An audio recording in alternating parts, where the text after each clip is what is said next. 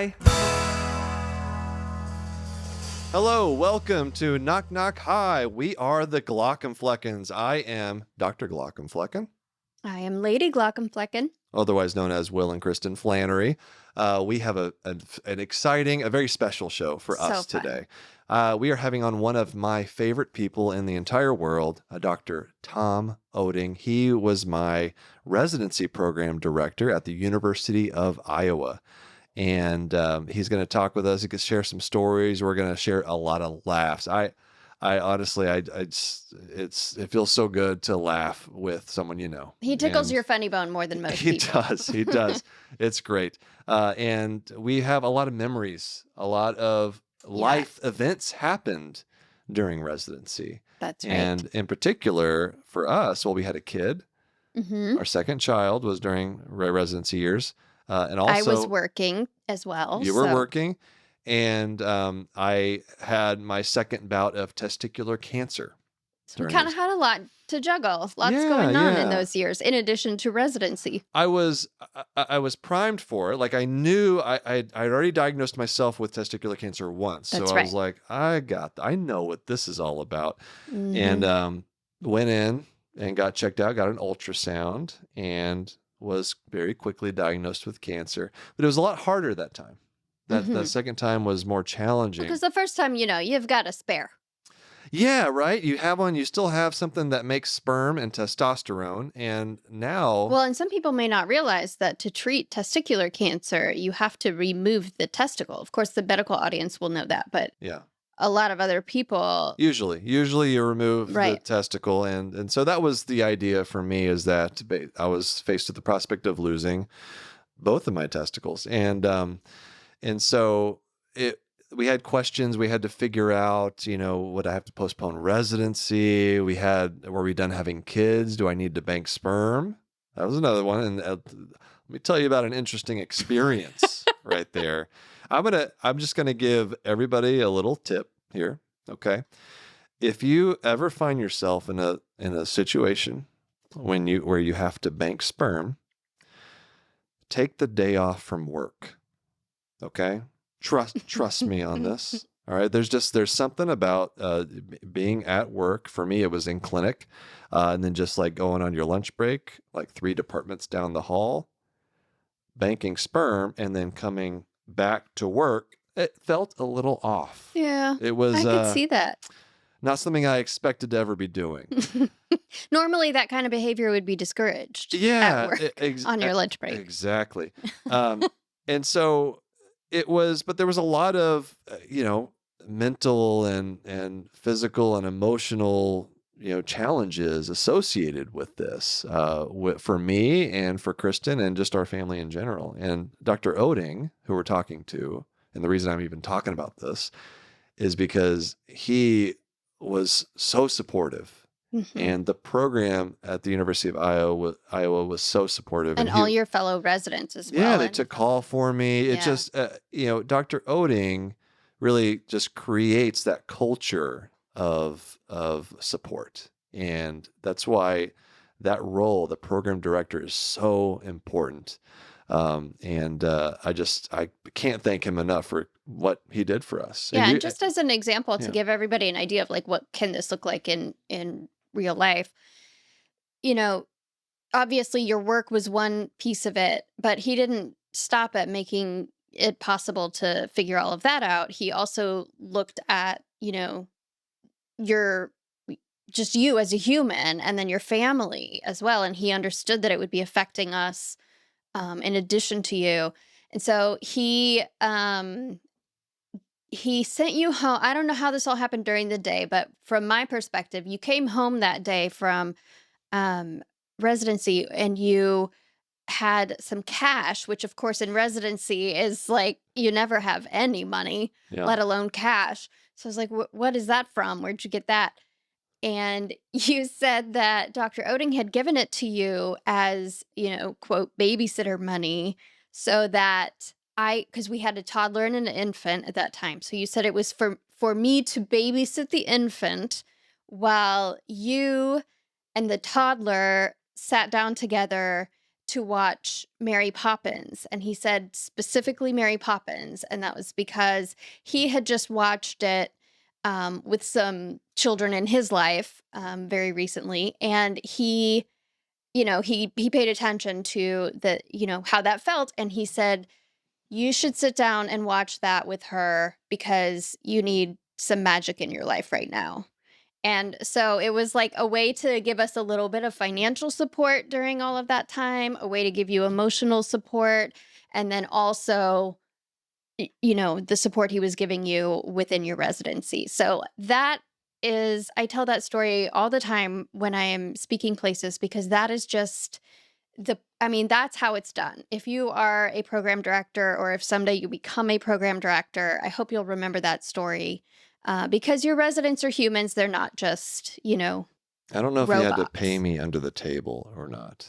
Oh, I don't know. Maybe. Well, it's been a long time. It's been a while, so we won't get him into trouble. But it was not money for me. It was for my wife. That's right. She was a babysitter, right? So Uh-huh. I don't know what the legality of that is, but it was. I mean, worth it. Look, it wasn't like we're talking thousands of dollars or something. It was more about the gesture. Yeah, but it was very exactly. kind. It was very kind, and so yeah, let's get to it. All right, so here is Dr. Oetting. All right, we're here with the one and only Thomas Oetting. Tom Oetting. When did you start going by Tom? You were probably Thomas as a kid, right? Growing up. I was only Thomas when I was in trouble. I was always a Tom. I was never a Tommy, just a Tom. Yeah. So Tom, it's weird calling you Tom because I know you as T.O.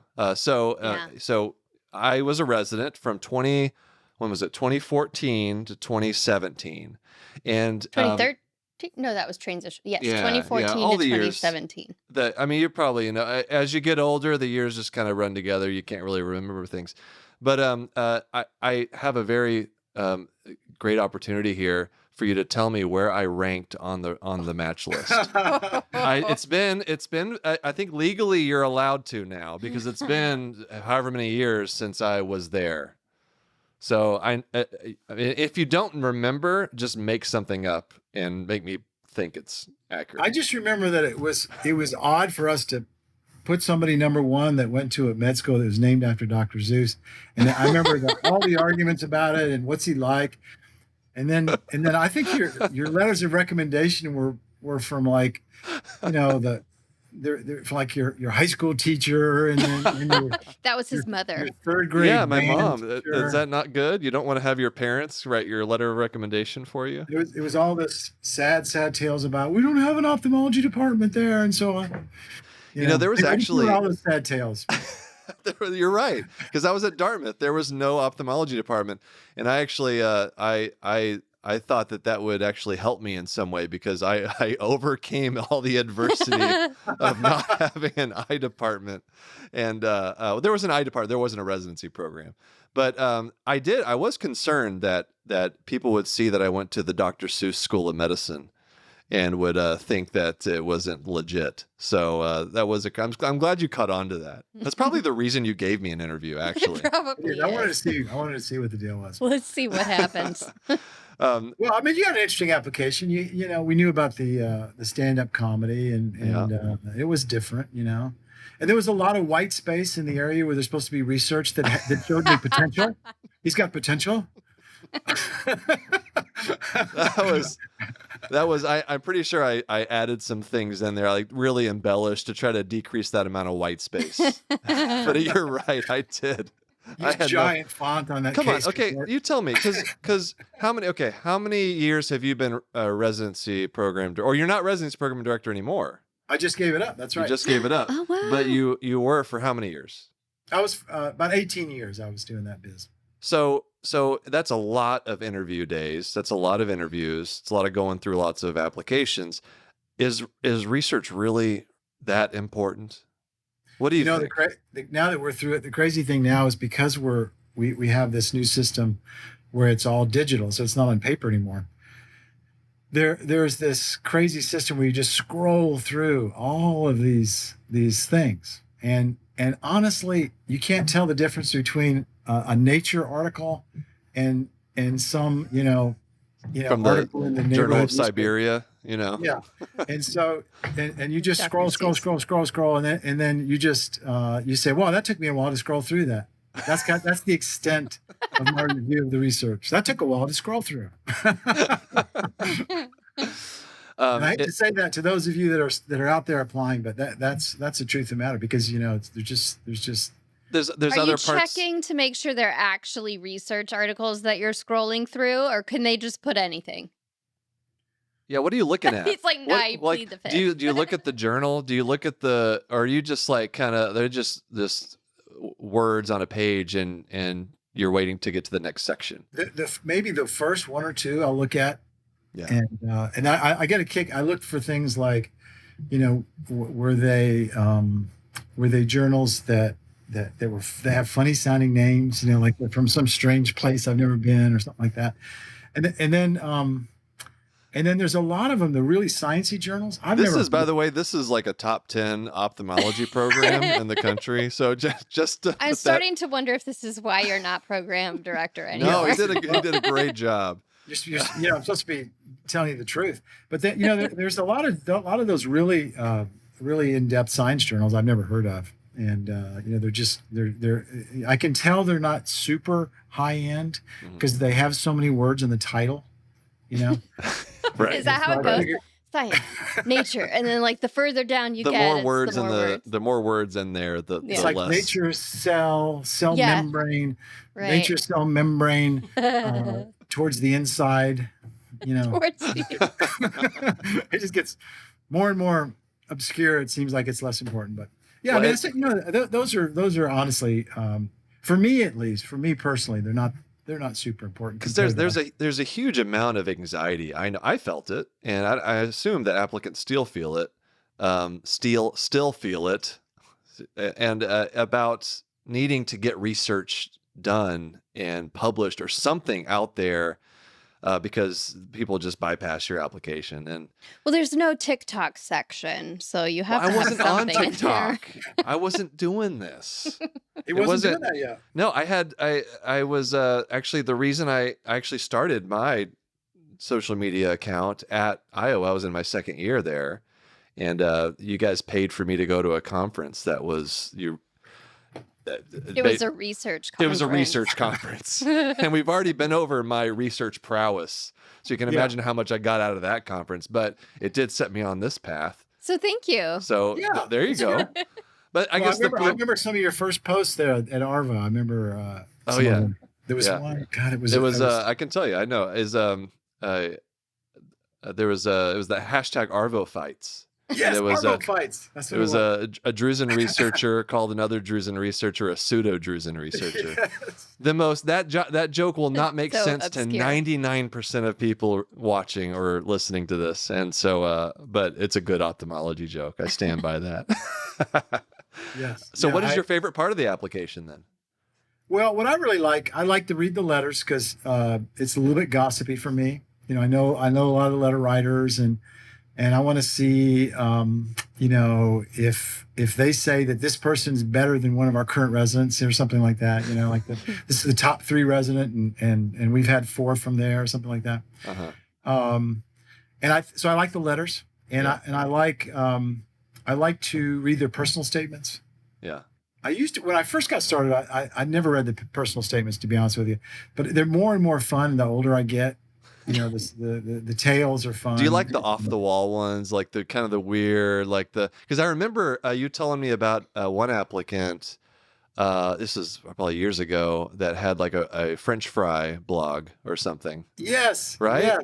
It's like things like that are probably very interesting because you're looking through so many applications. I don't know, like hundreds, right? Like 800, 1,000. I don't know how many. We have about 600. We get about 600. 600. And so the problem with the French fry blog is that's going to bog me down. So I'm going to look at the blog, the stupid French fry blog, and I'm going to look at them all. And there were about 30 entries in that French fry thing. So it was legit. It wasn't like, hey, let's start this just to put it on my application. Yeah, and then they were growing it. They were growing it as they did their interviews. If you're listening to this, whoever you are, yes. that made that Please blog contact and was us. applying to ophthalmology, please let us know. We'd like to get in touch with Well, you. they're probably they've got a job now. That was probably 4 or 5 years ago. Yeah. Yeah. They're clearly going places. I mean, Oh yeah. yeah, that's great. They're going places eating fries. I mean, they're having a life. They got a real life. I mean, you and me are sitting here on our microphones, and they're eating French fries right now. It sounds a lot better, to be honest. Doing that, it's I never got to be on the residency selection committee, like, because you put residents on there. Smart. You didn't let me do that. I didn't get to interview people. Is that? I was kind of disappointed about that. A real sore point with you. I don't like the way you said it. Yeah, I'm not. I still think about it. It's been 5 years, and like, let me interview the people. I won't scare off too many. We could bring you back for alumni interviews. That'd be awesome. Yeah, there you go. So I want to talk about just training an ophthalmologist how to do surgery. This is a question that I still get asked. Like, how do you learn how to do this? And you have done it for most of your career, teaching people that have never operated, never done anything on an eyeball, in an eyeball, how to do this very delicate, intricate surgery.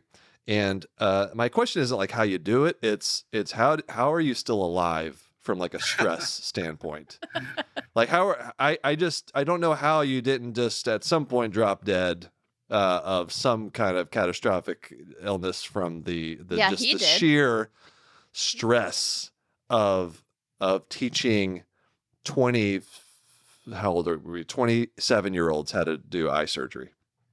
You know what's scary to me is when I first started, when things would start to go a little sour, my heart would start to beat hard and fast. Mm-hmm. And the residents are still doing the same thing, but my heart doesn't do that. And I'm not 100% sure if it's just because my heart can't do it anymore. You know, just my heart doesn't have it in it. Are you on beta blockers? Are you? Because it used to be much more stressful, honestly. Yeah. And I think part of the deal is as you move along, you get a set of tricks for almost every condition. Mm-hmm. And at first you didn't have that.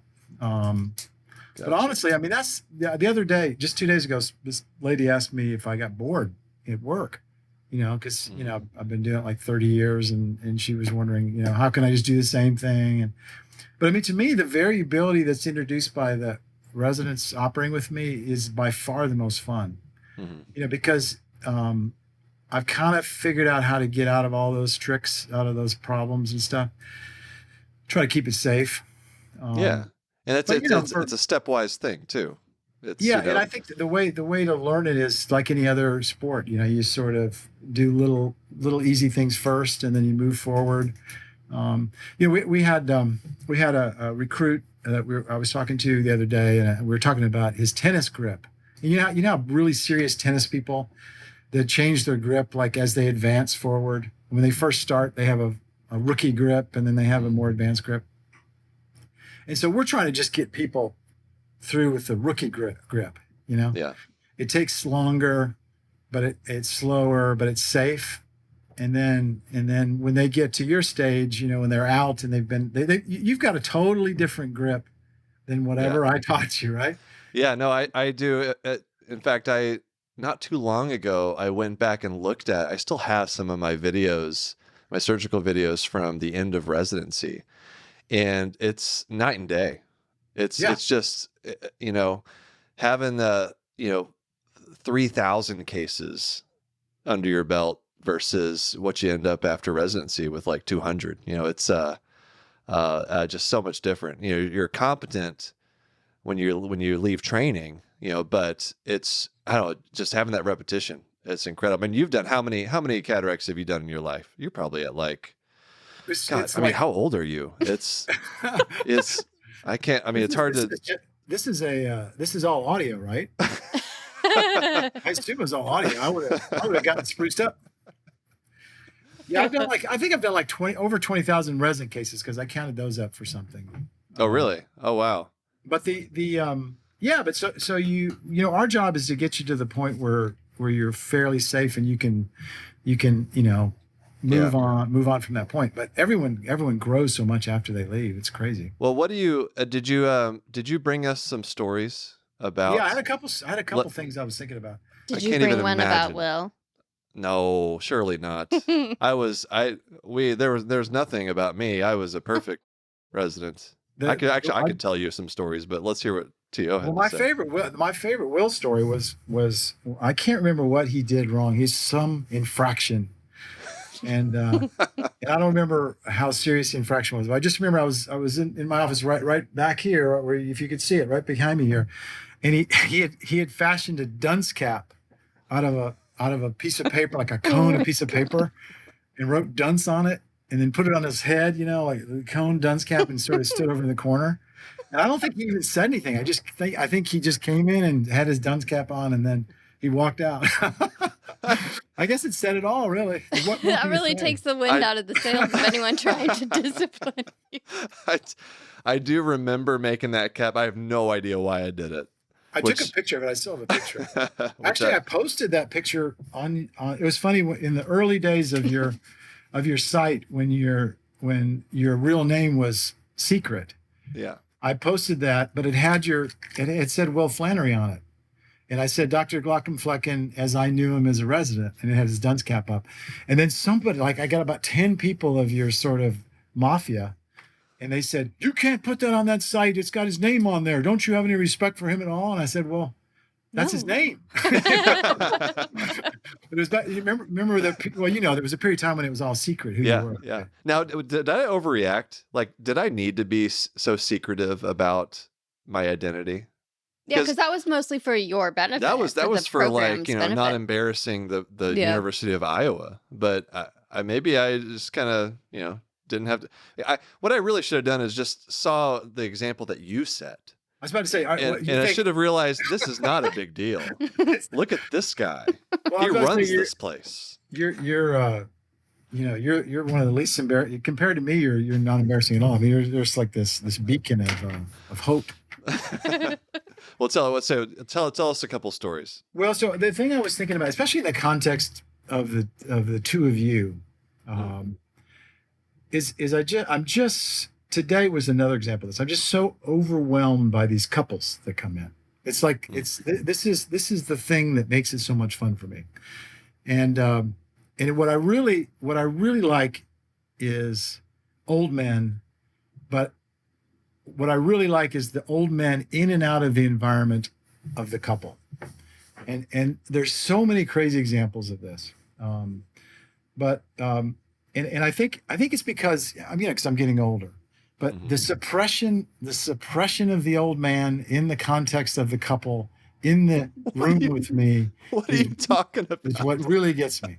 So today I had several guys that come in and they're with their spouse. Okay. Presumably their spouse. I don't know, this lady that's with them every time. And they don't say jack, right? They just sit there. Oh, you're talking about on the patient side of things. The patient side. Okay. Yeah. I was thinking couple residents. Okay. No, I'm talking about the patients. Okay, today. gotcha. Yeah, I'm talking about patients. So the guy just sits there and you say, "How you doing?" And he doesn't say anything. She answers for him. "How you doing?" She doesn't say anything. Answers for him. And so it's just such a crazy recurring thing that you're heading that direction, and I'm heading that direction. And so that's kind of the context with which I'm thinking about these old men. So during COVID, the stories about the old men were really interesting because the women couldn't come with them, right? Because we had we were clamping down on who can come into the hospital, and then these guys come in and they're all chatty because she's not over there, and so he's like telling me all this life story, and he's telling me about his little whatever, his blepharitis or how his eyes are doing, when in the past he never said anything. And so that is so interesting to me. That is interesting.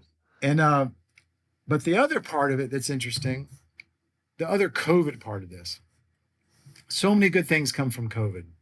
So here's another good thing that comes from COVID. So it's good. Silver linings. Let's go. That's good. So the same guy comes in to have his surgery, right? So he's having his surgery. Wife's not allowed to come in. So after the surgery's over, I call the wife and say, "Oh, I'm so sorry you couldn't come in for the surgery. Everything went really well." And she says, "You can keep him. I'm so tired of that guy. You just keep him. Keep him for the weekend." I was operating on Fridays. "You keep him for the weekend." And the guy's just sitting there, just happy as a bug. "Oh, what did she say?" But anyway, the story just repeats itself over and over and over again, and it's just so funny to me. And so anyway, I love that. That's good. That's sort of the old guy. Now another old guy thing. So, and this has to do with you having had your major heart thing. Mm-hmm. And there's Kristen right next to you who saved your life. You must not have had life insurance, but let's don't talk about that.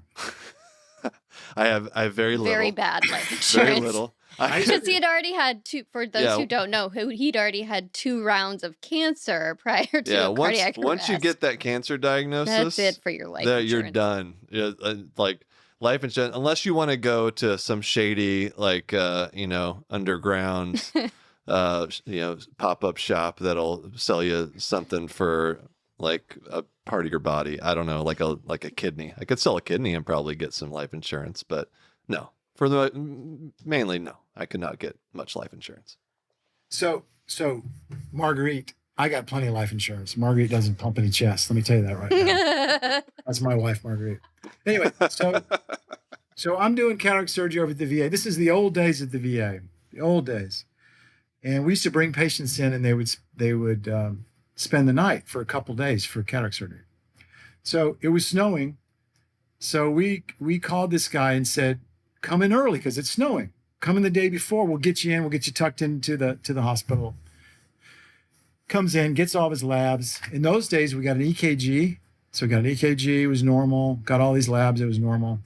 Didn't think about the guy. He's tucked in. He's happy. He's getting his snacks and meals and stuff. We don't even think about him until 2 days later when we're doing the surgery. So do his cataract surgery. Here's the great news of all. This is really good news for you. You're going to love this. We do his cataract surgery. Right after the cataract surgery is over, I get a call from the cardiologist, the cardiology fellow. It says, "Hey, this is the cardiology fellow.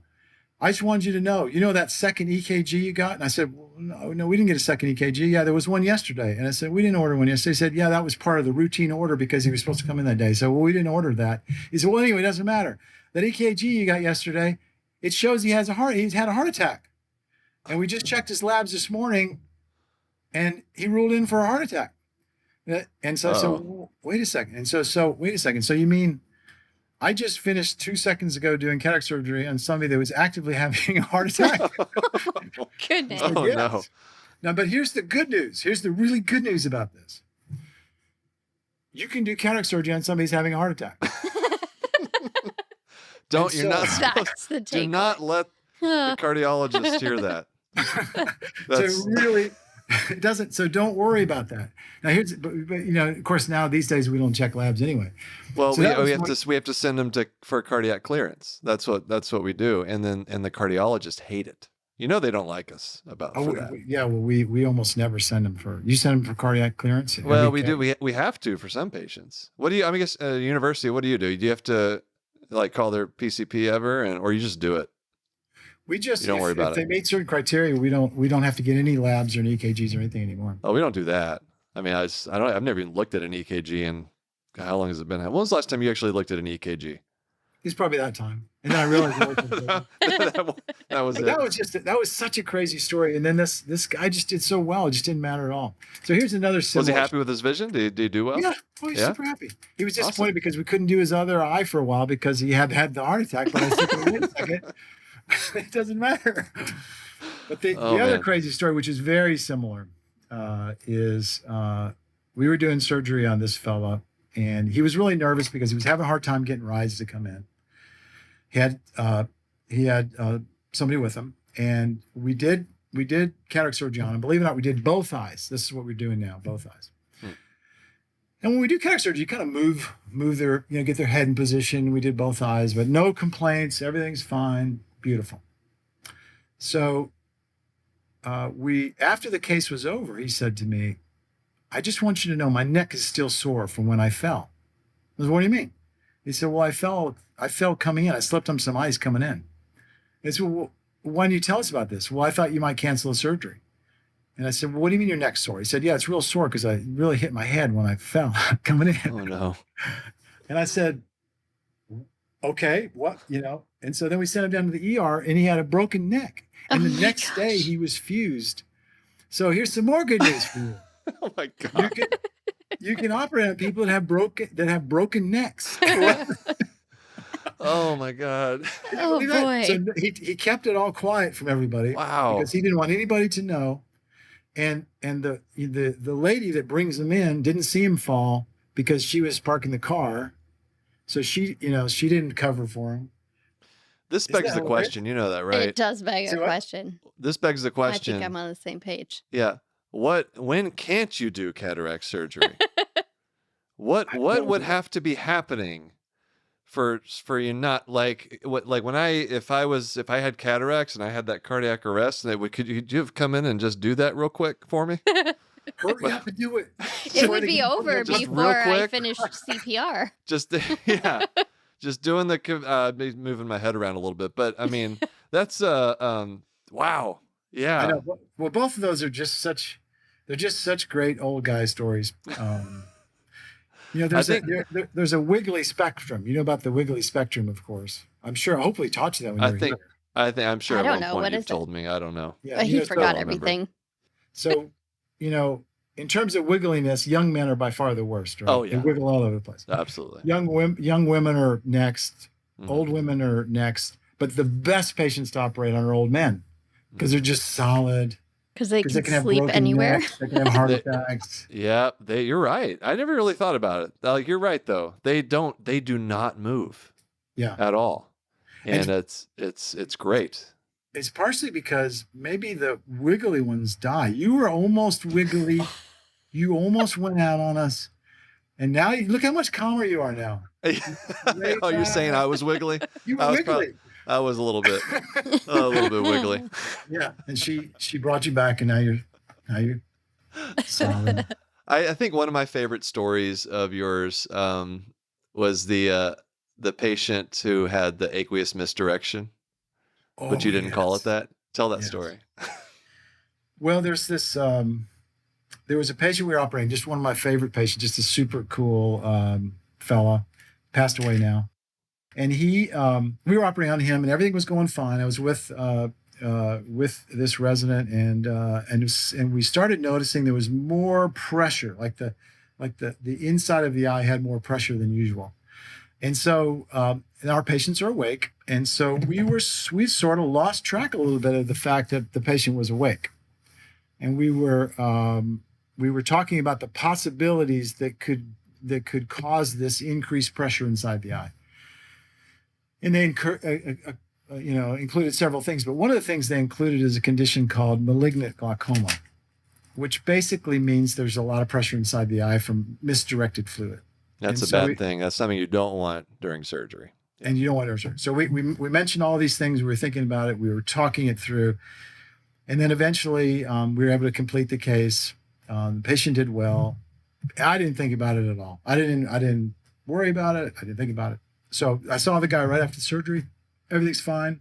And then at a month after the surgery, so a month later, I come in the room. He tells me to close the door. I said, okay. I close the door. He said, sit down, doctor. And I said, okay. He said, well, when are you going to tell me about the malignancy? And I said, well, what do you mean? He said, I heard you talking during the surgery about that malignancy. And so malignant glaucoma is not a malignancy, of course. It's just a funny term for glaucoma that's bad. And this poor guy had been thinking about this for a month, that he had a malignancy. And he was thinking how rude we were for not telling him about it, right? Yeah. Sure. I like that. I love that story just because, and I still think about that story whenever like people start getting a little bit loose in the operating room, just talking about, not talking about the patient, just talking about just anything. And when patients have a little bit of sedation, you never know like what they're going to hear or how they're going to interpret things. And so that story, I always think about that. So let that be a lesson to like, anybody who operates or does anything on patients who are still awake, you just got to be careful and just remember that they're still awake there. Well, and the other thing, you don't realize how charged some of the words, Right. That's an obviously charged word. Yeah. You didn't think about it. But in the context of talking about glaucoma, it's not quite as charged as was for him. Yeah, patients don't know what you guys know about what is and isn't very dangerous, So Exactly. you always when you're the patient, you assume when you hear something like that it's very bad. But that's also kind of a classic old man thing, to just let it sit for like a month and not even like, I'm not going to bother the doctor. Like, I'm sure he'll tell me about it eventually. and then he sat you down and this fella used to help me with our IOI golf tournaments. This patient did. He was a friend of mine too, and we used to stack the IOI golf tournaments so that my son and I would win, and he was always on our team. And what we would do is we would change the age at which my son could use the women's tee to whatever age he was, and then he'd go off to the women's tee and boom, a winner.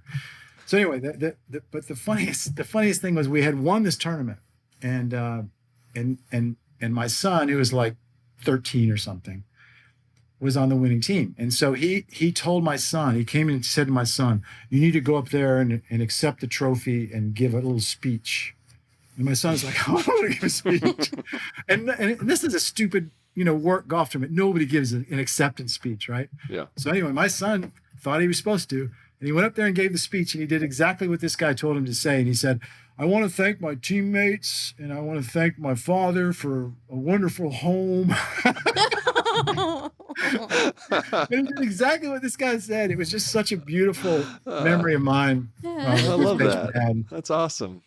Anyway, love that. We do get to get to know our patients in ophthalmology. That's one of the highlights, I think, of our field. All right. Let's take a little break, and then we'll be right back with Tom Oetting. A big thank you to all of our listeners. This is a new show. Spread the love, share with everyone you know, leave a rating and a review. Be honest. Please tell us what you think. Give us that feedback. Later on, we're going to be sharing some stories from you, the listeners. Share yours with us, Knock Knock Hi at human-content.com. We also have a Patreon. Come hang out with other members of the community. Early access episodes, check out bonus episodes. We do this monthly thing called the monthly eye exam. That's right. Where we react to medical shows and movies. It's great. It's a lot of fun. And we're over there hanging out. Yeah, that's right. So hang out with us. All right, let's get back to Dr. Oetting. All right, we are back with Tom Oetting, who is at the University of Iowa and was my residency program director. We talked earlier, T.O., about interviews, and I thought we'd do something kind of fun here. And I thought I would interview you for residency, since you got to interview so many people over the years. So it's only fair. Fair. And here's the setup, though. There was some kind of administrative snafu. All right. This was caught recently by the American Board of Ophthalmology. And they realized that you actually didn't successfully complete your residency all those years ago. Something happened. You didn't, I don't know. You just took off. You didn't tell anybody where you were. You didn't finish. You didn't complete your retina rotation. And so your residency training is at this point null and void. Yeah, but because you have not saved enough for retirement, you still have to work. And so you now are in a position where you have to apply for residency again. This is a big deal. Marguerite is not happy with you. And now I am the residency program director and we'll be interviewing you. Okay. Okay. All right. So first, Dr. Oetting, actually, you're not really technically a doctor at this point. You're a med student. Mr. Oetting. No, you have finished. You are an MD. You are an MD. Yeah. You just are an MD that practiced for like 25 years, and now I was trying to go back to residency. Okay. What are your strengths? Well, my strength is my main strength is I can really fill out a billing code like you can't believe. And I mean, I can fill out 30 to 40 billing codes in 15 minutes. And I also know some of the other little special codes that you can get extra money from. And I also know I also know important things like when to bring snacks to people. I know that certain technicians get grumbly if they don't get the right snacks, and I know how to do that. You know how to read people. Okay. I can read About their people. snacks, yeah. That's good. Yeah. Well, tell us, what are your weaknesses? My weakness is there's certain parts of the eye I've never seen.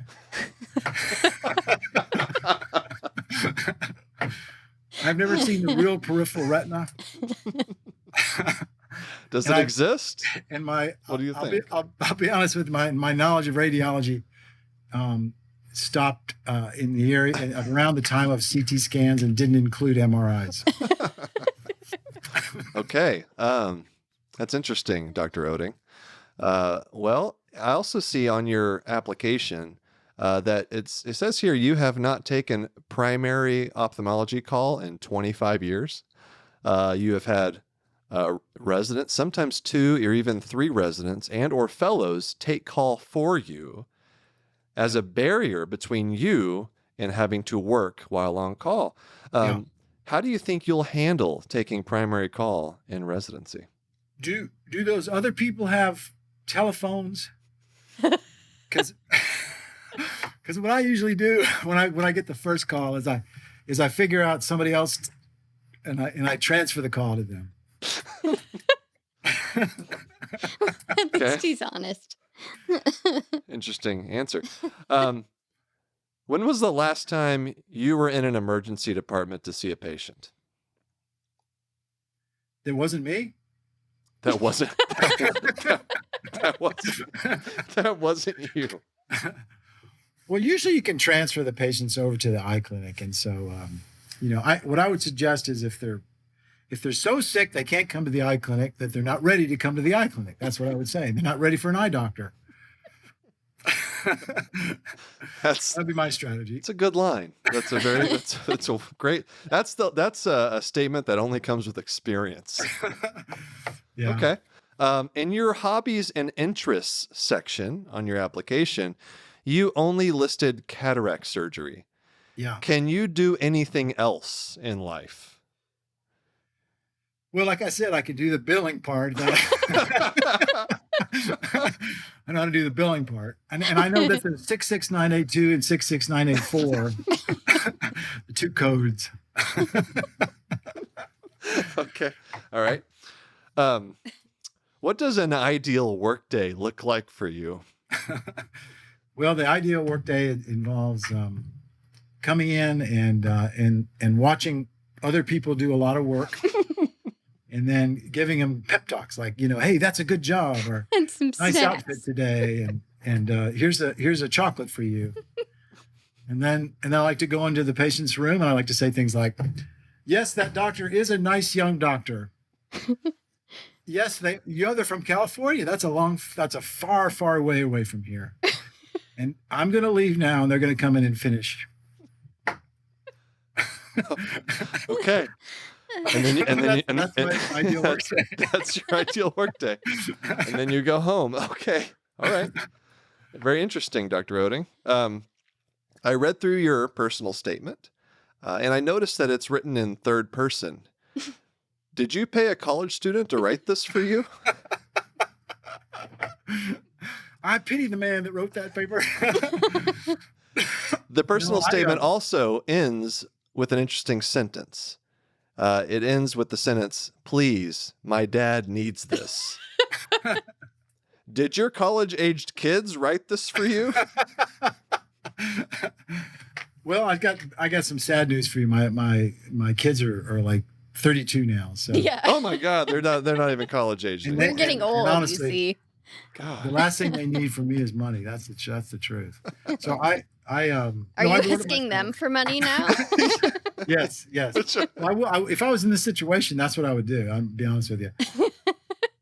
I gave you an out. I tried to let people believe that you're younger than you are, and then you just threw it back at my face.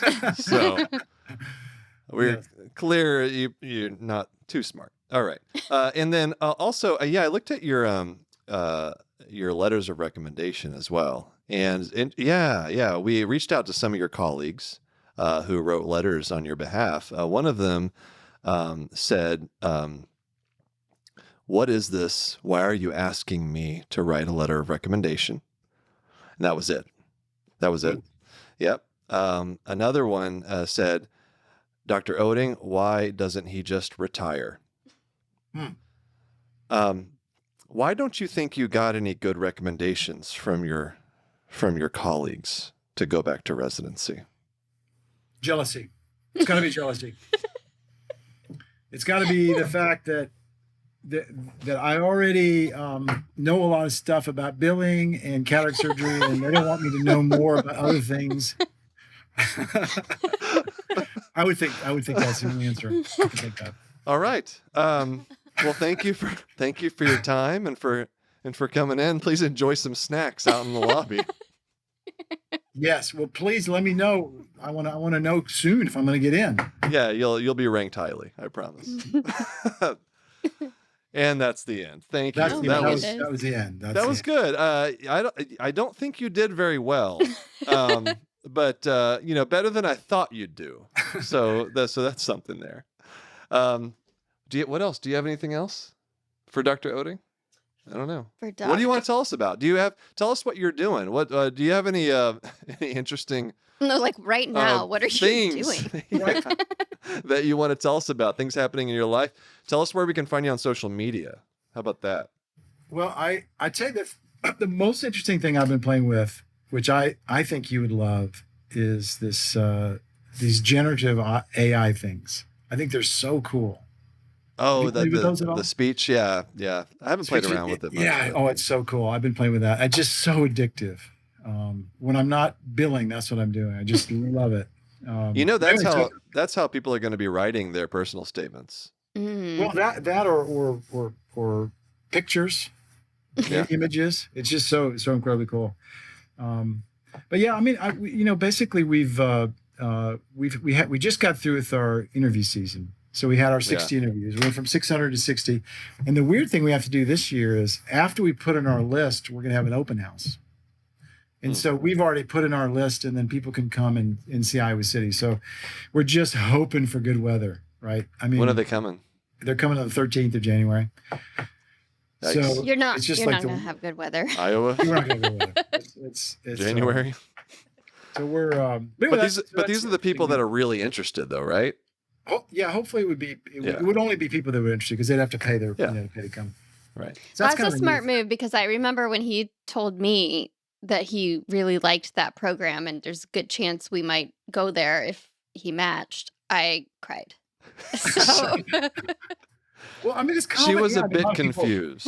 Yeah, it just doesn't make sense. Why would you come to Iowa? But then, once you get to Iowa City and you see everything, like it's not what you think it will be, and it wins you over. Okay, remind me. I'll record a little video for you to show on the open that'd be house. Great. Yeah. We gotta keep the Iowa pipeline, especially any comedian future ophthalmologists that you interview. Let them, because I'm sure there's many more out there. There were so many this year. Comedian ones.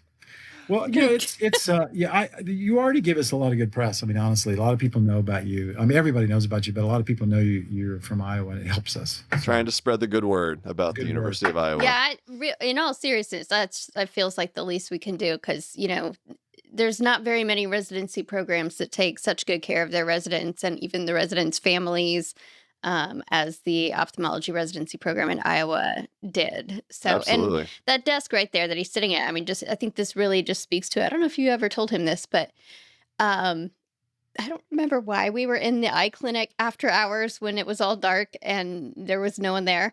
But that's where he sat at your desk and signed the contract that he got offered when he was done with residency and got offered a job, because he wanted to. Yeah. He wanted to be. That was just a meaningful place for him because of everything you had done. Exactly. So we had so many conversations in that office. It was just, it was like a nice full circle moment. And so we broke into your office. Yeah, exactly. I stole some things. I mean, nothing good, but decent. Well, he took his dunce hat back. I think the fun thing about the interview season is it's kind of renewing, Yeah. it's you meet all these really cool people that want to do our job, and a lot of kind enthusiasm a lot of enthusiasm, excitement. and Yeah. And then since you're obviously not going to do it, I'm going to plug your all your social media presence, mainly with your surgery videos. So if you're a resident, if you're interested in eyes, ophthalmology, Dr. Oetting is one of the best educators out there. And so cataract surgery, at cataract surgery, Facebook, Twitter, check him out. And thanks so much for joining us. And we're going to have to do it again sometime. There are so many stories that we could go with. So we'll save them for the next time. So thanks. Seeing you guys. Yeah. Thanks for being here. All right. We're going to be back here in a minute with some of your own medical stories. So stick around. Let's take a look at some of our favorite medical stories sent in by you, the listeners. Our first story comes from Whitney. I have type 1 diabetes. I like to prank my endocrinologist, especially when it's a new endocrinologist. I'll say things like, I've been eating really healthy, but I just can't get my sugar down. I've been eating a lot of lean meats like chicken and fish and vegetables like carrots and potatoes, and I even switched to skim milk. I'm doing everything right, and I'm just stuck. So the reason that's funny is because with type 1 diabetes, you don't make any insulin whatsoever. Mm-hmm. So it doesn't matter what you eat. Oh. You have to have insulin. And so I could see how that would make an endocrinologist's blood pressure just rise, like, oh my God. And then she goes on to say, I like to watch their face slide from a polite smile to a frown to a grimace. When my last endocrinologist moved states and I got assigned to a different one, I walked into the exam room and the first thing she said was, I know about your games. She did not care for the games. So I like that. I think patients should prank their doctors more frequently. So please, if you prank your doctor, if you have a good one, send them to us, please, because I love that. We take ourselves a little bit too seriously sometimes. We got to lighten up a bit. All right. So second story from JNT. My mother was in the intensive care unit. She hadn't opened her eyes or responded to us for 2 days. My father was hard of hearing, but too proud to tell the doctor he couldn't hear what he was being told about my mother's condition. My brother and I approached the nurse on duty and explained the situation, asking him to please speak up when he talked to my father. We then went to rejoin Dad in my mom's room. A few minutes later, the nurse came in and boomed, "Well, hello there!" as loudly as he were speaking through a bullhorn. Oh, no. My mother's eyes flew open, and though she settled back into her sleep right after, we felt heartened by that sign of life. The nurse moderated his volume after that, but still took care to make sure my dad could hear everything he was saying. We had some hard months yet to get through with my mom, but that memory is a bright spot that will make me laugh when I think of it. I love that. Goodness. That's great. little overboard just on the tone it back. He was trying. He was trying, and they figured it out together. So thank you to Whitney and JNT for those stories. Send us your stories. knockknockhigh@human-content.com.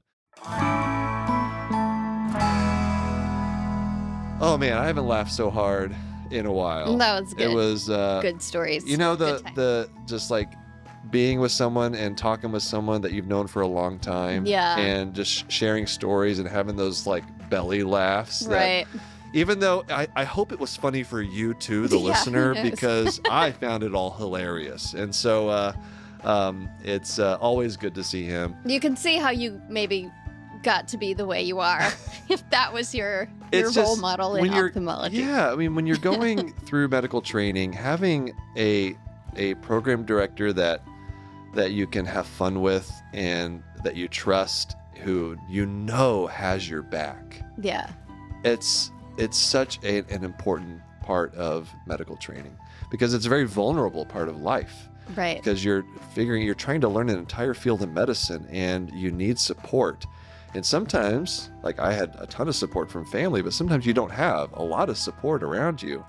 And so having that program director, it makes a big difference. And right. so, especially when I think, historically anyway, hopefully it's maybe changing. I don't know. But historically, residency is not easy, and it's kind of designed to take advantage of the resident labor. And so, having a program director like that who's very focused on well-being in addition to your education, I think was amazing. All I'm saying is the University of Iowa ophthalmology is, clearly in my biased opinion, the greatest ophthalmology, maybe even the greatest residency program in existence. That's all I'm saying. I'm just take it or leave it, however you want to interpret that.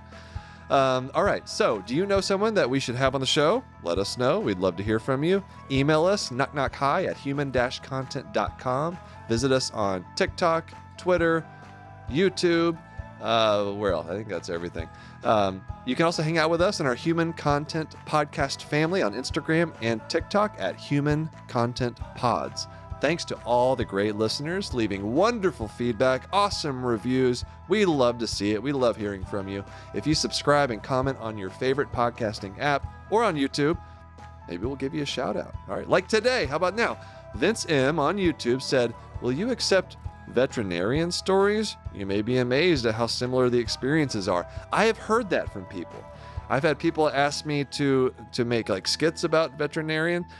And so send us some vet stories. I'd love to kind of get some parallels, some overlap, talk about what the similarities and differences are between humans and animals. That'd be great. I'd love to hear it. Let's see, YouTube episodes up every week on my YouTube channel, D. Glaucomfleckens. We also have a Patreon, tons of cool perks, bonus episodes where we react to medical shows and movies, hang out with the Knock Knock Hi community. We're there. We're hanging out. We're talking with you. We're doing things. We're active in it. Early ad-free episodes, interactive Q&A live stream events, and much more. Patreon.com/Glaucomfleckens, or go to our website at glaucomfleckens.com.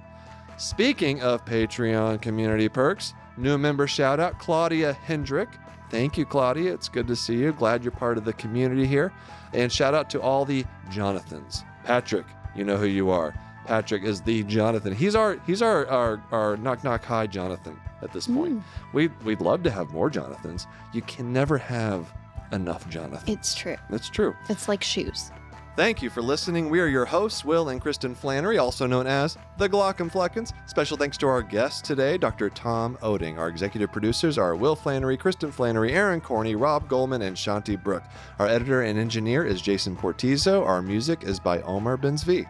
To learn about our Knock Knock Hi's program disclaimer and ethics policy, submission verification and licensing terms, and HIPAA release terms, you can go to our website, drglaucomfleckens.com, or reach out to us at knockknockhi@human-content.com with any questions, concerns, or fun puns, jokes. You can't even say that with a straight face. I don't know. I'm not a pun guy. You're the pun person. You like the puns. Knock Knock Hi is a human content production.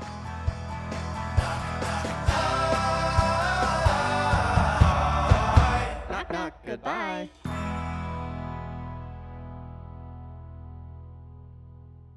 Thanks for watching the episode. You can find more on that playlist over there. If you prefer to listen, or you just had your eyes dilated, you can binge full episodes wherever you get your podcasts. Or join the party over on Patreon, where you get early access episodes, hang out with us, get lots of exclusive bonus content. Hope you subscribe, leave a comment below. Let us know what you think.